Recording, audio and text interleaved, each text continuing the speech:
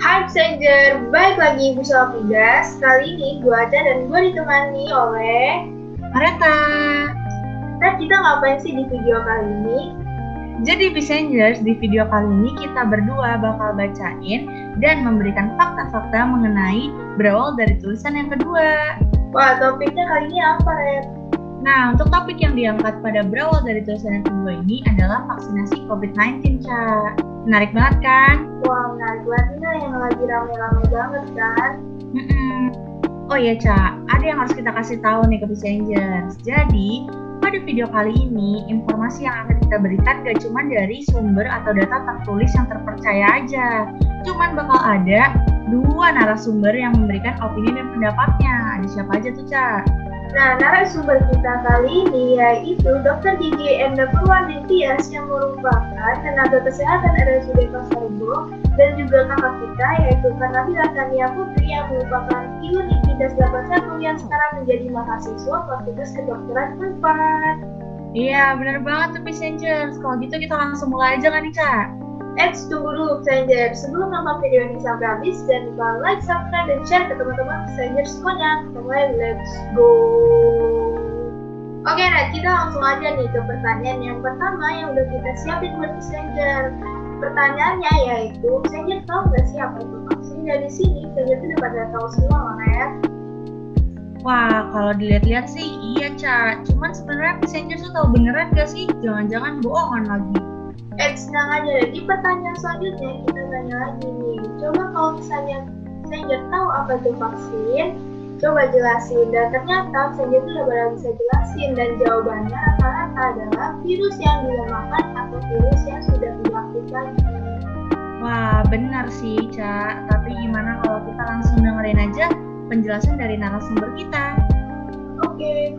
Di proses imun yang bisa terbentuk setelah divaksin itu, untuk gampangnya tuh jadi vaksin ini tuh bawa identitas dari virusnya. Jadi dia bisa berupa virus yang udah dilemahkan atau diaktifkan, atau bukan seluruh bagian dari virus, tapi cuma bagian tertentu yang mengandung identitas si virusnya ini. Atau dia punya mapping terhadap cara kerja si virus ini. Nah, setelah disuntikan, tubuh kita kan akan mendeteksi mereka sebagai penyakit kan, mendeteksi si vaksin ini sebagai penyakit. Akhirnya kita akan ngelawan si vaksin ini. Tapi karena si vaksin ini adalah virus yang emang udah lemah, mereka nggak punya perlawanan yang cukup buat melawan kita. Jadi tubuh kita pasti menang. Ini juga merupakan alasan kenapa bisa muncul efek samping juga dari vaksin-vaksin ini. Jadi kan anggap aja kita lagi pergi perang nih. Pergi perang kan pasti ada yang luka-luka kan. Jadi wajar aja kalau tubuh kita tuh mengalami kayak demam atau gejala-gejala samping lainnya ini. Tapi balik lagi karena lawan musuh perang kita ini lemah, jadi otomatis tubuh kita bakal menang gitu. Jadinya efek sampingnya tuh sifatnya tuh nggak parah dan nggak lama. Jadi cepat hilang gitu. Tapi emang tingkat keparahan dan waktu munculnya efek samping ini tuh beda-beda tergantung si kekuatan imunitas seorang ini. Tapi vaksin yang dikasih itu tuh pasti tuh nggak akan menang gitu di ngelawan imunitas kita. Terus sel tubuh kita ini dalam perang sama vaksin ini, dia tuh ngebentuk sel imun caranya. Jadi dia ngebentuk pasukan-pasukan yang namanya sel B sama sel T. Sel T ini fungsinya buat ngebunuh virusnya dan merangsang produksi sel B-nya, sementara sel B ini fungsinya buat ngebentuk antibodi.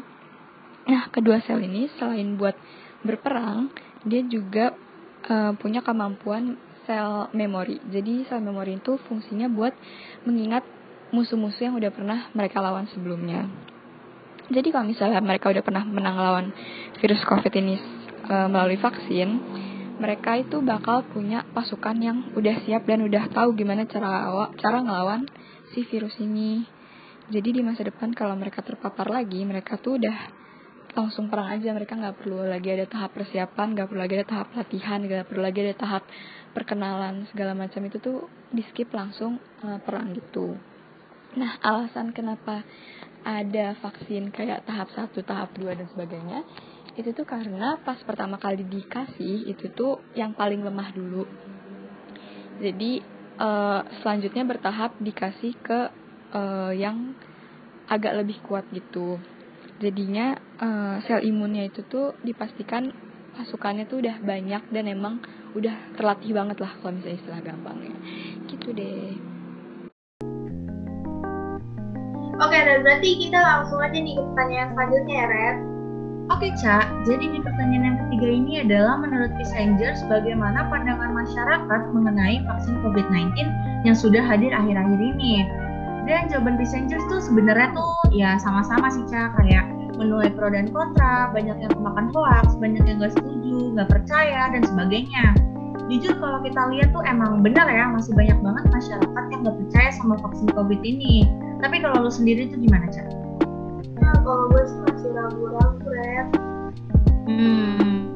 Iya sih ya. Yaudah deh, kalau gitu gimana kita dengerin aja narasumber kita biar kita nggak ragu-ragu lagi. Oke. Tuh, aku bersedia buat dapat jatah vaksin ini karena ini kan merupakan salah satu usaha buat menghentikan penularan virusnya, dimana ini tuh sesuai kan dengan harapan kita semua, dimana kita pengen pandemi ini segera berakhir. Aku tahu sih banyak berita-berita yang bertebaran di masyarakat tentang pro kontra vaksin ini, tapi aku sendiri sih ngeliatnya dari sisi medisnya aja, dimana si vaksin ini kan udah dites dan udah diteliti, dan hasilnya tuh memang vaksin ini diperlukan dan aman buat kita semua gitu. Oke, kalau gitu kita langsung aja Ca, masuk ke pertanyaan yang keempat.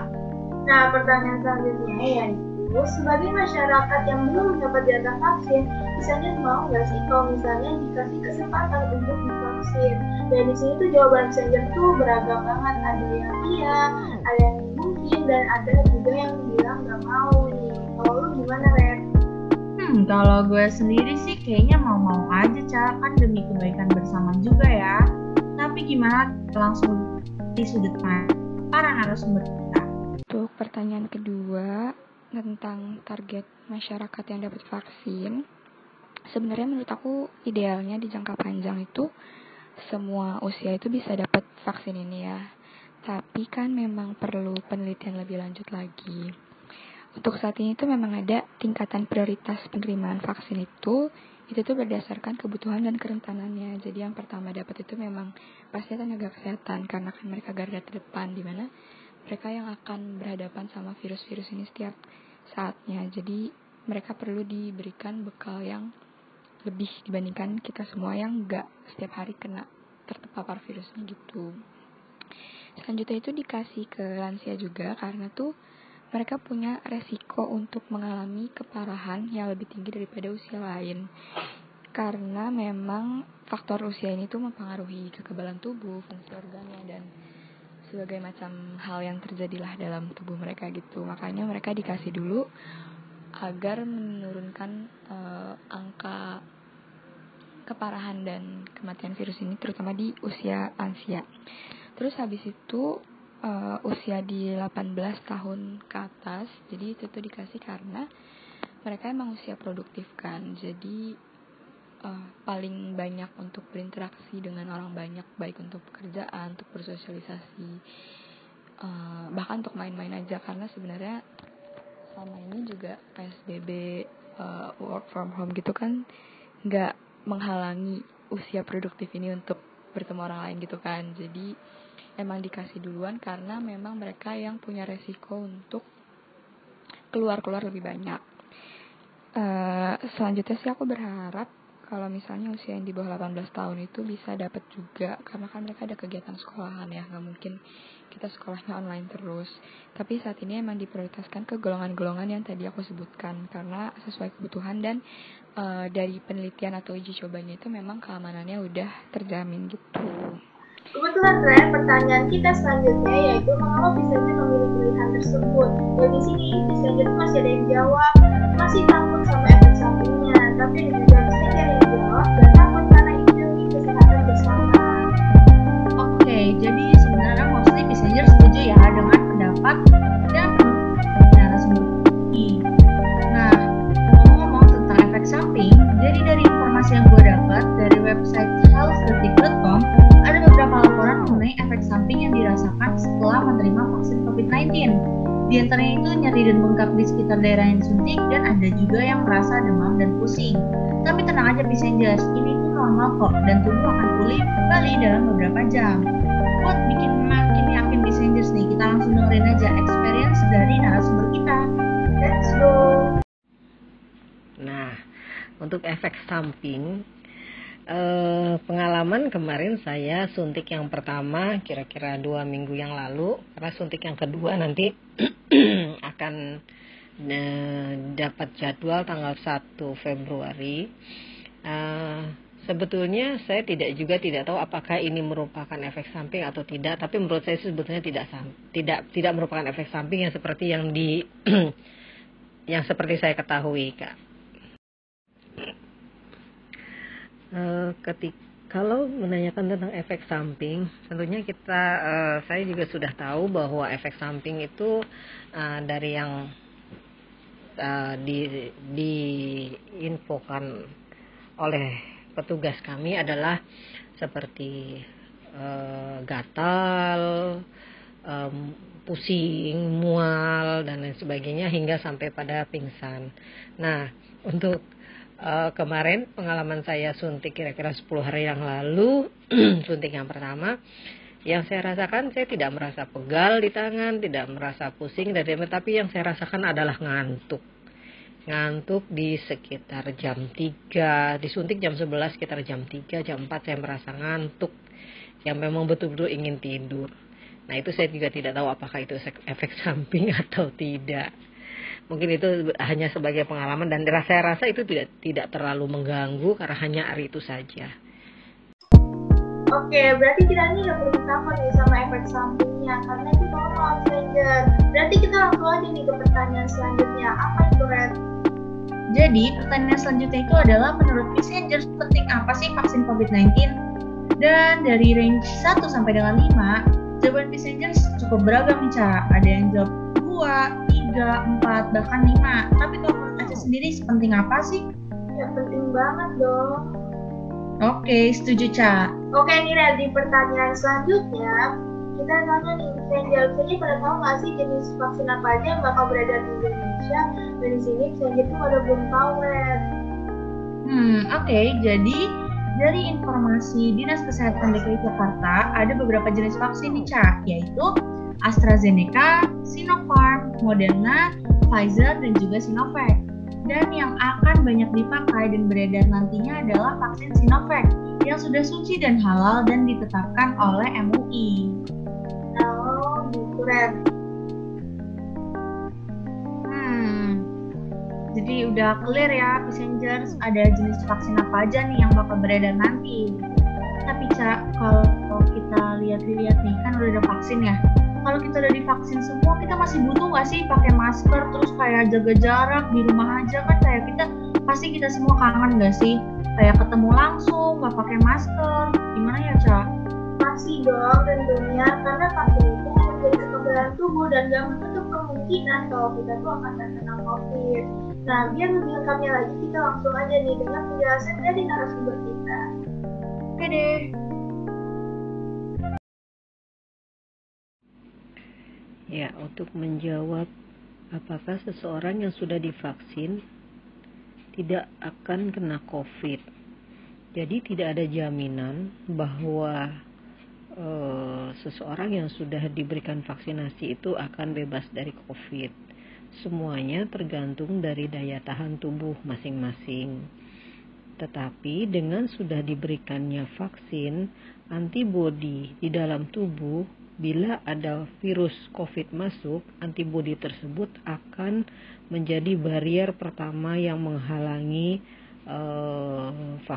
kuman tersebut untuk masuk ke dalam tubuh kita dan menyebabkan penyakit.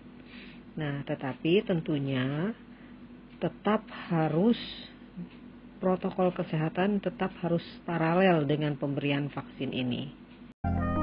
Wah, berarti pembahasan kita sejauh ini tentang vaksin COVID-19 ini nggak seburuk apa yang dipikirkan oleh masyarakat. Dan tentunya informasi yang kita dapatkan ini berasal dari narasumber dan sumber yang terpercaya, jadi saya itu nggak perlu khawatir lagi. Yap, betul banget.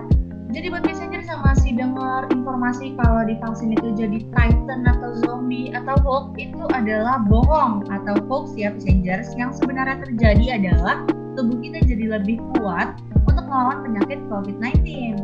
Wah, bener banget, Ren. Yap, di sini kita berdua ucapkan terima kasih sebanyak-banyaknya untuk passengers yang sudah menonton dari awal sampai akhir. Semoga bermanfaat ya bagi passengers, dan kami juga mohon maaf apabila masih ada salah kata yang kami ucapkan pada video ini. Dan sekian dari kami. Jangan lupa like, subscribe, dan share ke teman-teman passenger semuanya. Dan sampai ketemu di video selanjutnya. Dadah!